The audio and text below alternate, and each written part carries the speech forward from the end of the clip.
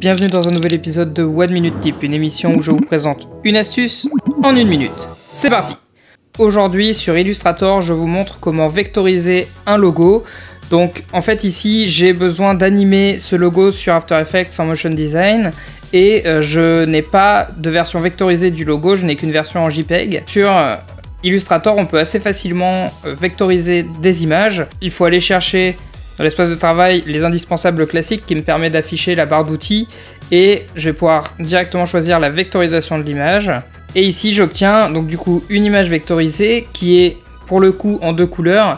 Et ce que je vais faire, c'est que je vais pouvoir aller sélectionner dans les paramètres prédéfinis une préconfiguration qui va me permettre, par exemple si je choisis 16 couleurs, je pense que ça va être ce qu'il me faut pour cette vectorisation. Donc on va voir ce que ça donne. Donc voilà, j'ai un résultat qui me convient plutôt parce qu'il est assez fidèle à ce que j'avais au départ. Et je vais pouvoir cliquer sur décomposer pour créer vraiment des tracés. Illustrator crée ce petit masque là qui généralement m'intéresse pas, donc que je vais supprimer. Et ensuite, je vais pouvoir aller améliorer un peu les contours parce que comme vous allez le voir, ici je vais aller sélectionner le trait par exemple. Et comme vous allez le voir, il y a des petits crantages ici qui sont pas très élégants.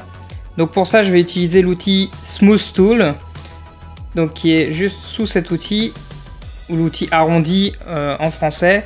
Et je vais resélectionner le tracé, sélectionner donc mon outil arrondi, et je vais aller cleaner en enlevant des points, et pour avoir quelque chose de plus propre.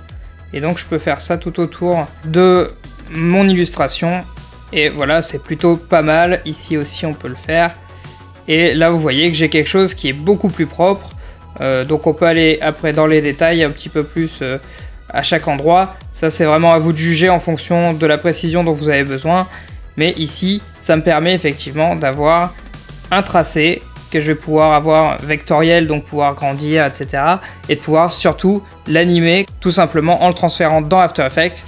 Donc c'est plutôt pratique. Donc voilà, j'espère que cette astuce vous aura bien aidé. Si c'est le cas, n'hésitez pas à nous le dire dans les commentaires et à nous mettre un pouce bleu. Dans tous les cas, abonnez-vous à la chaîne.